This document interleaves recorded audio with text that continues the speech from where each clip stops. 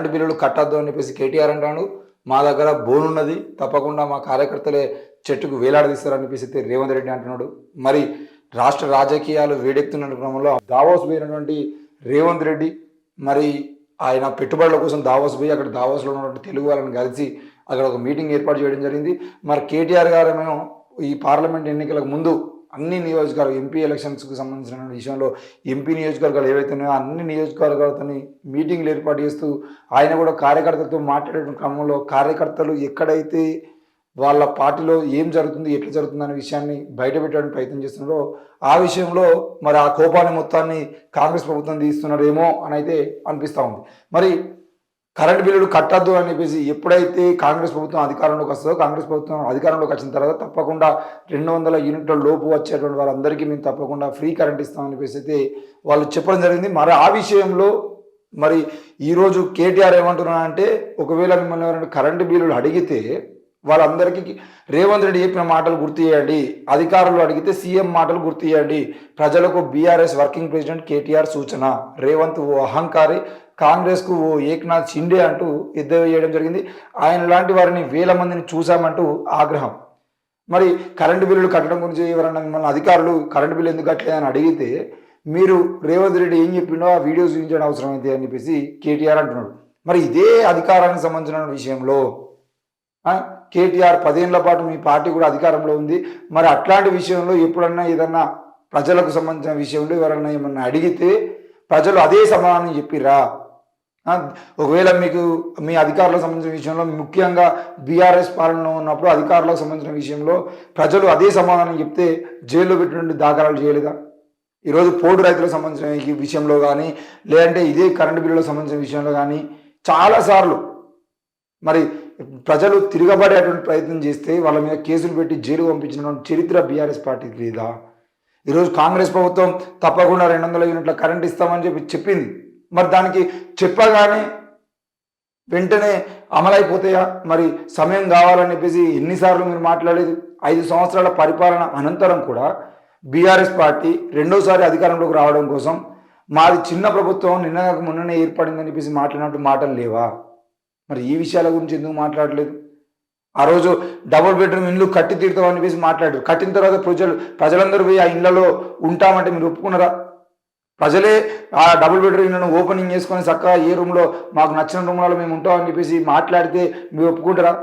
ఇప్పటి వరకు double bedroom ఇల్లు కట్టి నిర్మాణం చేసి కనీసం ఓపెనింగ్ చేయనటువంటి ఇల్లు ఎన్నో ఉన్నాయి కదా.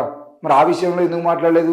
డబుల్ బెడ్రూమ్ ఇల్లు కట్టడం అయిపోయింది, సో మీరు వెళ్ళి ఉండండి అని చెప్పేసి మాట్లాడితే అప్పుడు కాంగ్రెస్ పార్టీ అవే మాటలు మాట్లాడితే మీరు ఊరుకునే వాళ్ళ? ఈరోజు 200 యూనిట్ల కరెంటు బిల్ ఇస్తామని చెప్పేసి కాంగ్రెస్ ప్రభుత్వం చెప్పింది.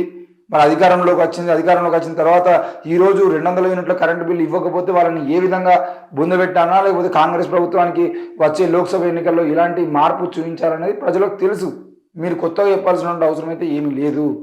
దయచేసి ప్రజలను ఈ విధంగా రెచ్చగొట్టి రేపొద్దున కరెంటు బిల్లులు నిజంగానే ప్రజలు కట్టకపోతే వాళ్ళ మీద కేసులు పెట్టే విధంగా అది ప్రభుత్వం ప్రకటించాలి. అది ఉగాది ప్రకటిస్తుందా, లేదంటే 6 నెలల తర్వాత ప్రకటిస్తుందా? తప్పకుండా ప్రభుత్వం ప్రకటించిన తర్వాత ప్రజలకు మీరు ఇట్లాంటి మాటలు మాట్లాడితే బాగుంటుంది. కానీ వాళ్ళ మేనిఫెస్టోలో చెప్పారు కాబట్టి మీరు కరెంటు బిల్లు కట్టకూడదంటే మీ మేనిఫెస్టోలో ఉన్నటువంటి 10 ఏళ్ల పాటు పరిపాలన ఉన్నటువంటి మీ మేనిఫెస్టోలో ఎన్ని పథకాలకు సంబంధించిన విషయంలో మీరు అమలు చేసిర్రు? మరి ఆ పథకాల విషయంలో ఇదే మాటలు ఆ రోజు ఎందుకు మాట్లాడలేదు? ఈరోజు నిరుద్యోగ వృత్తి ఇస్తా అని చెప్పేసి మాట్లాడినటువంటి 2018 ఎలక్షన్లకు ముందు మీరు విడుదల చేసినటువంటి మేనిఫెస్టోలో నిరుద్యోగ వృత్తి ఉంది కదా. మరి నిరుద్యోగ వృత్తి 5 సంవత్సరాలు ఎంతమందికి ఇచ్చారు మీరు? ఆ విషయాన్ని కూడా ప్రజలకు చెప్పాల్సిన అవసరం ఉంది కదా. ఇవన్నీ ఏమీ చేయకుండా కేవలం కాంగ్రెస్ పార్టీని ఏదో ఒక రకంగా ఇరికియాలి. మరి ఖజానా మొత్తం ఖాళీ చేసారు, ఇక్కడ ఖాళీ కుండలే ఉన్నాయని చెప్పేసి మాట్లాడినటువంటి రేవంత్ రెడ్డిని ఏదో ఒక సందర్భంలో ఏదో ఒక రకంగా ఇరికియాలి, ప్రజల నుండే వాళ్ళ మీద వ్యతిరేకత తీసుకురావాలని చెప్పేసి ఈరోజు మీరు చేస్తున్న ప్రయత్నం లోక్సభ ఎన్నికల కోసం మాత్రమే అనే విషయాన్ని అర్థం చేసుకునే విధంగా ఉంటుంది తప్ప ఎక్కడ ప్రజలు ఈరోజు కనీసం 2 నెలలు కూడా గడవలేదు, 45 రోజులు కూడా గడవలేదు. వాళ్ళ ప్రభుత్వం మీద మీరు మొత్తం ప్రజలను వ్యతిరేకించే విధంగా తయారు చేయాలనే ఆలోచనలో ఉండడం అనేది సరైనది కాదు. తప్పకుండా వాళ్ళకు 100 రోజుల సమయం కావాలని మొదట్లో అన్నారు, ఆ తర్వాత 6 నెలల సమయం కావాలని చెప్పేసి అన్నారు. ఆ 6 నెలల సమయం ఇచ్చి తీరుదాం. ఇచ్చిన తర్వాత వాళ్ళకు ఒకవేళ కనుక ఆ పథకాలకు సంబంధించిన విషయంలో ఏమైనా తప్పులు చేసేదంటే తప్పకుండా ప్రశ్నించేందుకు మనం ముందుందాం. ఈరోజు మీరు ప్రశ్నిస్తున్నారు, ప్రశ్నించండి, కానీ ప్రజలను తప్పుదోవ పట్టించడానికి ప్రయత్నం మాత్రం చేయొద్దు. కరెంటు బిల్లులు కట్టకపోతే అధికారులకు ఇలా కేసులు నమోదు చేస్తే, అధికారులకు ఇలా కరెంటు కనెక్షన్లు కడిగేస్తే దానికి బాధ్యత ఎవరు? వాళ్ళందరినీ తీసుకొచ్చి మీ ఫామ్ హౌస్లో మనమంటారా? మరి ప్రజలందరూ ఇక్కడికి పోవాలి. కరెంటు బిల్లులు అంటే కరెంటు కడిగేస్తే చదువుకున్నటువంటి విద్యార్థులు ఉంటారు. ఇప్పుడు వచ్చేది జనవరిని అంటే ఫిబ్రవరి మార్చి నెలలో మొత్తం కూడా చదువుకుని అంటే ఎగ్జామ్స్ ఉండేటువంటి అవకాశాలు ఉంటాయి. 10th వాళ్ళకి, ఇంటర్ వాళ్ళకి, డిగ్రీ వాళ్ళకి వీళ్ళందరికీ ఎగ్జామ్స్ ఉంటాయి. మరి మీరు కరెంటు బిల్లులు కట్టద్దు అని అంటే వాళ్ళు కరెంట్ కనెక్షన్ కడిగేస్తే పిల్లలు ఎక్కడ కూర్చొని చదువుకోవాలి? వీటన్నిటికీ సంబంధించిన విషయంలో మీరు ప్రజలను రెచ్చగొట్టేటువంటి ప్రయత్నం మానుకుంటే బాగుంటుందనే విషయం అర్థమవుతుంది.